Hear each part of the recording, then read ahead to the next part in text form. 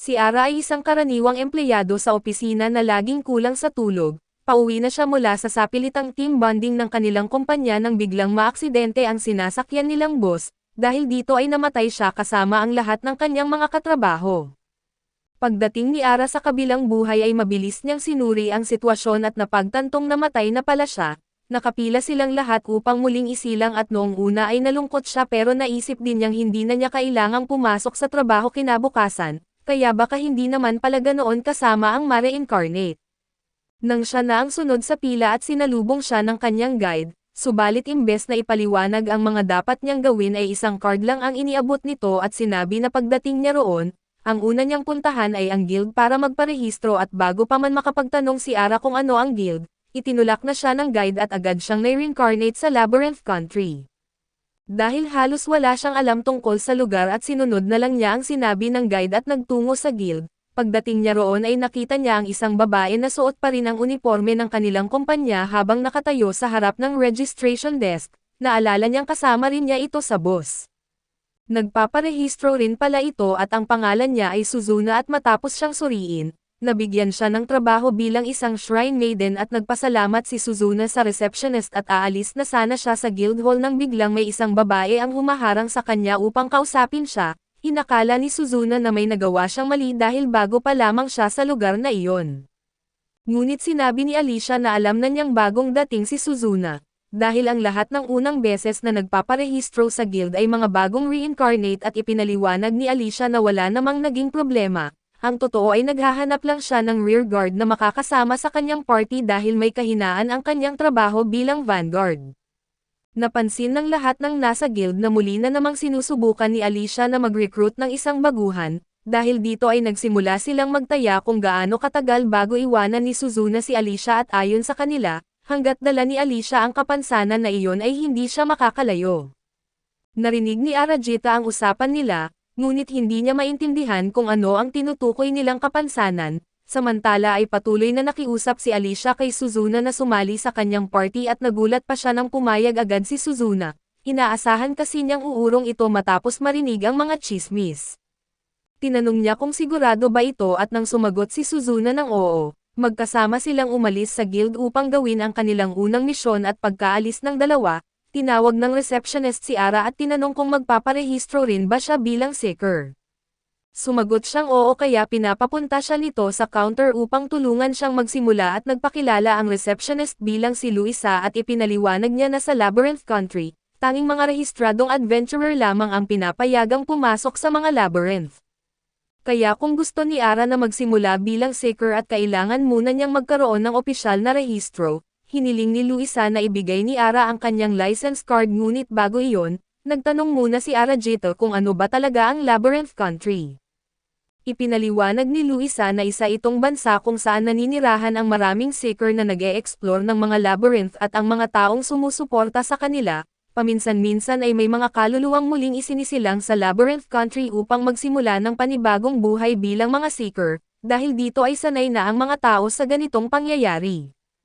Hindi pa rin lubos na maalala ni Arajito kung paano talaga siya namatay, pero kahit papaano ay naunawaan na niya ang nangyayari kaya tinanong niya si Luisa kung paano ang proseso ng pagpaparehistro, ipinaliwanag ni Luisa na napakasimple lang nito.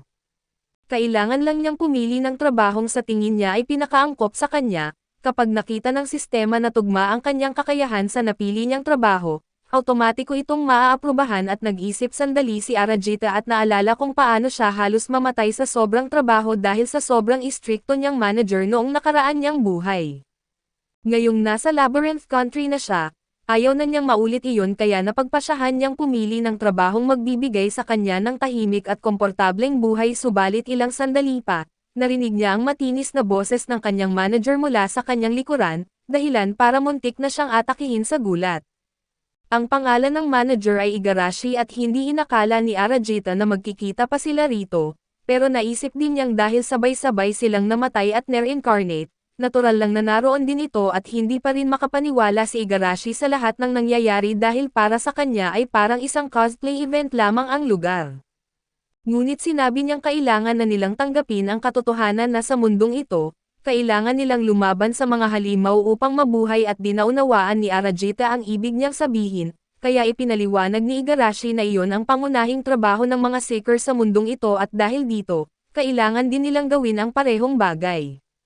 Pagkatapos ay tinanong niya si Arajita kung nakapili na ba ito ng trabaho, ngunit kinabahan si Arajita dahil alam niyang sa ugali ni Igarashi ay malamang ay pipilitin siyang pumili ng trabahong pabor dito, kaya agad niyang iniiba ang usapan at tinanong kung anong trabaho ang pinili nito. Medyo nagtatampo si Igarashi dahil formal pa rin siyang kausapin ni Arajita kahit wala na siya sa kumpanya at hindi na niya ito boss. Umaasa siyang mas magiging pantay na ang relasyon nila at pagkatapos ay ipinahayag niyang pinili niya ang trabahong Valkyrie, na nagbibigay sa kanya ng kakayahang gumamit ng spirit magic. Binanggit ni Arajita na mukhang napakalakas ng trabahong iyon at ipinaliwanag naman ni Igarashi na sa isang party, isa sa pinakamahalagang bagay ang maayos na paghahati ng mga tungkulin ng bawat miyembro. Nagpasalamat si Arajita sa ibinigay nitong impormasyon at sinabi niyang pipili siya ng trabahong magiging kapaki-pakinabang sa mga magiging kasamahan niya sa hinaharap. Nagulat si Igarashi sa sinabi niyang iyon at umaasa kasi siyang gugustuhin ni Arajita na bumuo sila ng iisang party, ngunit mukhang hindi man lang iyon pumasok sa isip nito kaya lihim siyang nalungkot, gayunpaman ay hindi niya ipinakita ang kanyang nararamdaman at nagpaalam na lamang siya. Habang papalayo si Igarashi at napansin ni Arajita na tila iba ang naging ugali nito kumpara sa dati, ngunit inisip na lang niyang marahil ay epekto lang iyon ng biglaang reincarnation at maya-maya, tinanong siya ni Luisa kung handa na ba siyang pumili ng trabaho. Ngunit wala pa rin siyang maisip na pipiliin kaya nagpa siya si Luisa na ipaliwanag pa ng mas detalyado kung paano gumagana ang mga trabaho sa mundong ito. Iginiit niya na ang trabahong pipiliin ng isang seeker ang direktang nakaaapekto sa kanyang contribution points. Ang contribution points ang susukatan kung gaano kalaki ang naitutulong ng isang miyembro sa buong party, kabilang ang pagpatay sa mga halimaw at paghahanap ng mga kayamanan at pagligtas sa kanyang mga kasamahan. Ang dami ng contribution points na mayroon ang isang tao ang nagtatakda ng kanyang pwesto sa leaderboard, at ang pwesto naman na iyon ang nagdidikta ng kanyang katayuan sa Labyrinth Country at sa madaling salita, ito ang magpapasya kung makakakain siya ng masarap na pagkain o mapipilitang matulog sa isang quadra, kaya napakahalaga ng contribution points. Ayaw ni Arajita na mapunta sa quadra kaya gusto niyang pumili ng trabahong mataas ang demand, naalala niyang naghahanap si Alicia ng isang rear guard kaya tinanong niya si Luisa kung in-demand ba ang trabahong iyon at ipinaliwanag ni Luisa na oo. Dahil ang rear guard ang sumusuporta sa party mula sa likuran at malaking tulong ito para maging matagumpay ang kanilang mga misyon. Pagkarinig nito ay isinulat ni Arajita ang rear guard bilang kanyang trabaho, ngunit hindi niya alam na ang rear guard ay pangkalahatang tawag lamang sa iba't ibang support jobs kaya nang makita ni Luisa ang isinulat niya, hindi nito alam ang gagawin dahil ngayon lang siya nakakita ng ganoong registration. Wala rin siyang ideya kung ano mismo ang magiging kakayahan ni Arajita. Nahihiyang sinabi ni Luisa na malamang ay mahihirapan si Arajita na makahanap ng party, pakiramdam niya ay may kasalanan siya dahil hindi niya naipaliwanag ng maayos ang sistema. Kaya upang matulungan siya ay binigyan niya si Arajita ng ilang mercenary tickets na maaari niyang gamitin habang inaalam pa niya ang kanyang mga lakas at kahinaan. Pagtingin ni Arajita sa kanyang job card nakita niyang marami siyang support skills na maaaring pag-aralan. Kabilang dito ang defense support, attack support at recovery support at lahat ng ito ay mukhang kapaki-pakinabang kaso ang pinaka-interesado siya sa ngayon ay ang defense support, naisip din niyang kumuha ng recovery support para makapagpagaling ng sugatan. Ngunit matapos pag-isipan, ipinagpaliban muna niya iyon dahil hindi pa niya alam kung may mga potion o iba pang paraan ng pagpapagaling sa mundong ito, kaya ang una niyang skill point ay inilagay niya sa defense support. Matapos niya itong gawin ay wala naman siyang naramdamang pagbabago sa kanyang katawan, wala siyang paraan para malaman kung tama ba o mali ang naging desisyon niya hanggat hindi siya nakakasama sa isang party, kaya napagpasyahan niyang sumabay na lang muna sa Agos. Pagkatapos noon ay nagtungo siya sa Mercenary Guild upang gamitin ang mga tiket na ibinigay sa kanya. Ipinaliwanag doon na gamit ang tiket ay maaari siyang pansamantalang kumuha ng isang mercenary na lalaban kasama niya. Humingi si Arajita ng isang Vanguard fighter na gumagamit ng kalasag, pero sinabi ng babaeng staff na ang natitira na lamang nilang mercenary ay isang lizard woman na isang rogue, gayunpaman ay tiniyak nitong magiging malaking tulong pa rin ito kay Arajita. Ang gusto lang talaga ni Arajita ay magkaroon ng pagkakataong subukan ang kanyang support spells, kaya pumayag siyang kunin ang Lizard Woman at umalis ang staff upang tawagin ito at habang naghihintay ay iniisip ni Arajito kung ano kaya ang itsura ng isang Lizard Woman, subalit nang bumalik ang staff at laking gulat niya nang makita niyang isa pala itong magandang babae. Sinabi sa kanya na Teresa ang pangalan nito pero nahirapan pa rin siyang paniwalaan na isa itong lizard person dahil halos tao ang itsura nito. Ipinaliwanag ng staff na dati talagang tao si Teresa at lalo lamang nalito si Arajite sa paliwanag na iyon, kaya sinabi ng staff na ang isang tao ay nagiging demi-human kapag napatay ng halimaw sa loob ng labyrinth. Gayunpaman sa ilang pambihirang pagkakataon ay posible pa rin silang maibalik sa kanilang dating anyo. Iyon mismo ang nangyari kay Teresa kahit na ibalik na ang kanyang anyo, hindi na siya kayang makipag-usap at tanging mga utos na lamang ang kaya niyang sundin sa kanyang kasalukuyang kalagayan. Medyo naiilang si Arajite sa sitwasyon ni Teresa pero wala naman siyang ibang pagpipilian kung gusto niyang umusad sa mundong ito, kaya nagpakilala siya rito at sinabing magkasama silang magtatrabaho simula ngayon. Naaawa rin siya dahil napakabata pa ni Teresa para lumaban, kaya balak niyang hanapin ang pinakamahinang halimaw na posible upang masubukan lamang ang kanyang support spells at pagkatapos noon ay uuwi na sila at pagdating nila sa pasukan ng labyrinth, may isang grupo ng mga seeker ang lumapit sa kanya matapos mapansin na baguhan siya.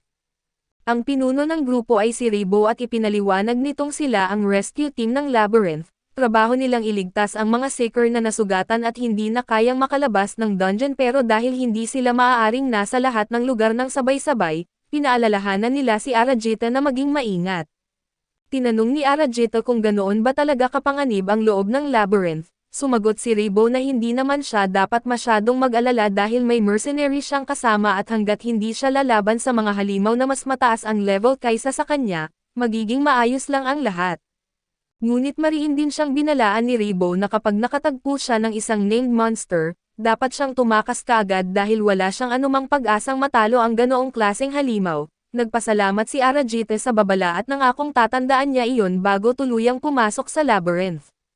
Pagkatawid nila sa loob ay napunta sina Arajite at Teresa sa isang napakalawak na damuhan, hindi nagtagal ay nakasalubong nila ang isang halimaw at dahil mukha lang itong isang maliit at mabalahibong bola, inakala ni Arajite na wala itong gaanong panganib kaso alam ni Teresa kung gaano ito kalakas. Kaya nang susugod na ang halimaw ay agad siyang tumalon sa harap ni Arajita upang harangin ang pag-atake nito, dahil doon ay nabawasan ng malaki ang kanyang HP at nagulat si Arajita nang makita iyon dahil hindi niya inakalang ganoon kalakas ang isang level 1 na halimaw. Muling umatake ang halimaw at muli rin itong hinarang ni Teresa, ngunit halata nang hindi na siya magtatagal kung magpapatuloy ang laban, kaya kailangan nang may gawin si Arajita at bigla niyang naalala ang defense support skill na kaka-unlock lang niya. Agad niya itong ginamit upang lumikha ng isang protective shield sa paligid ni Teresa at mapigilan ang pag-atake ng halimaw, pagkatapos ay pinatamaan niya ang halimaw ng maliit na bala mula sa kanyang tirador upang ito ay matigilan at sinamantala naman ni Teresa ang pagkakataon at agad itong hiniwa sa gitna, dahilan upang mapatay ang halimaw sa isang iglap. Nakahinga ng maluwag si Arajite dahil nagtagumpay silang talunin ang halimaw, ngunit nakaramdam din siya ng matinding pagsisisi dahil malubhang nasugatan si Teresa. Gayong maiiwasan sana iyon kung agad niyang ginamit ang defense support skill. Humingi siya ng tawad kay Teresa dahil hindi niya agad sineseryoso ang sitwasyon, ngayon ay naiintindihan na niyang buhay at kamatayan ang nakataya sa mundong ito, kaya nangako siyang protektahan niya si Teresa tulad ng pagprotekta nito sa kanya. Pagkatapos ay tinanong niya kung gusto na ba nitong bumalik sa ibabaw dahil malala ang kanyang mga sugat. Ngunit tumanggo lamang si Teresa bilang senyales na kaya pa niyang magpatuloy at ilang sandali pa, may narinig silang malakas na sigaw mula sa hindi kalayuan.